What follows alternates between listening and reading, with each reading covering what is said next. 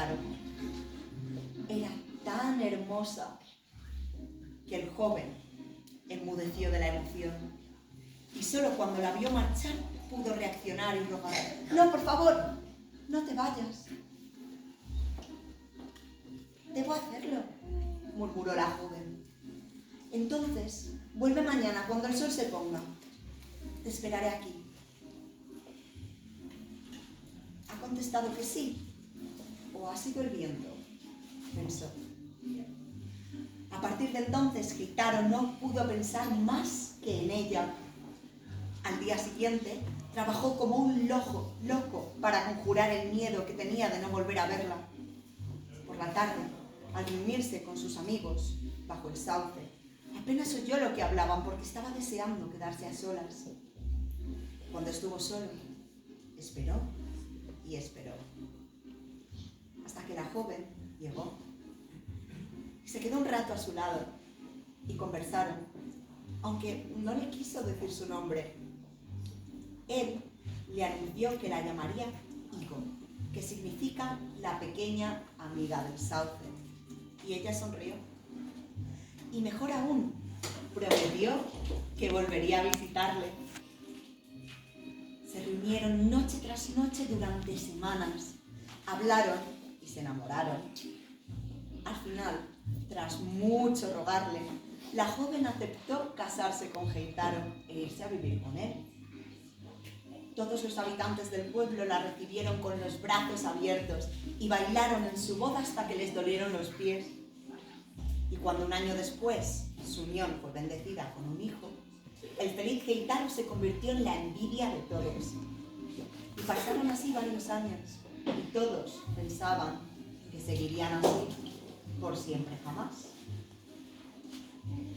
Pero un día llegaron los emisarios del emperador. Necesitaban madera para construir un gran templo en la ciudad en honor a Juano, la diosa de la piedad, y para ello pretendían cortar el sauce. A los habitantes del pueblo les daba pena, y a Heitaro también, pero no tenían más árboles que ofrecerles y no podían hacer nada más.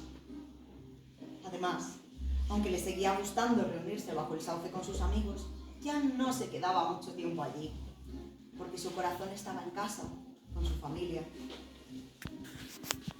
Aún así, cuando al día siguiente los emisarios del emperador cortaron el viejo sauce, se entretuvo más de lo habitual en su trabajo, porque no deseaba ser testigo de aquel hecho.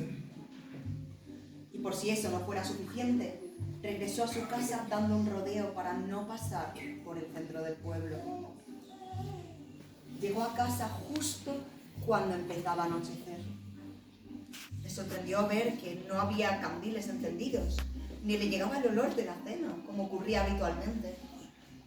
De pronto, Heitaro se asustó y corrió hacia el interior de su vivienda. Su hijo lloraba sentado en el suelo. «¿Dónde está tu madre?», preguntó Heitaro, aunque en el fondo de su corazón sabía la respuesta. «Cada golpe ha atestado al sauce», explicó el niño. «Hacía gemir a mi madre como si la hiriesen a ella. Cuando el árbol se tambaleó y crujió, mi madre empezó a temblar. Cuando el sauce cayó al suelo, ella se desmayó.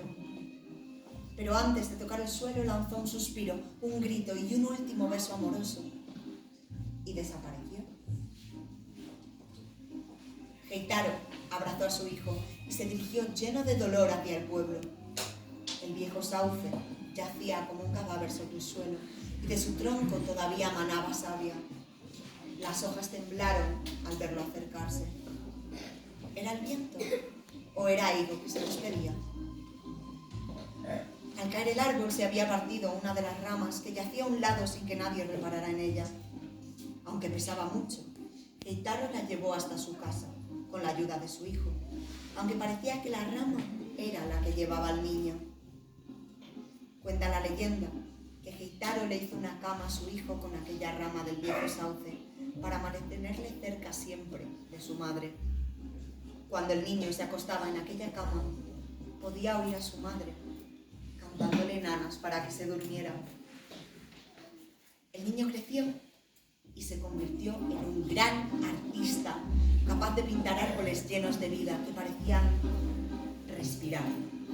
Y también cuentan que cuando llegó a viejo fumaba en una pipa tallada en madera de sauce y que el humo que rodeaba su cabeza tenía la forma de una hermosa mujer. Y cuando nadie miraba, él le hablaba a aquella mujer como se le habla a un ser querido.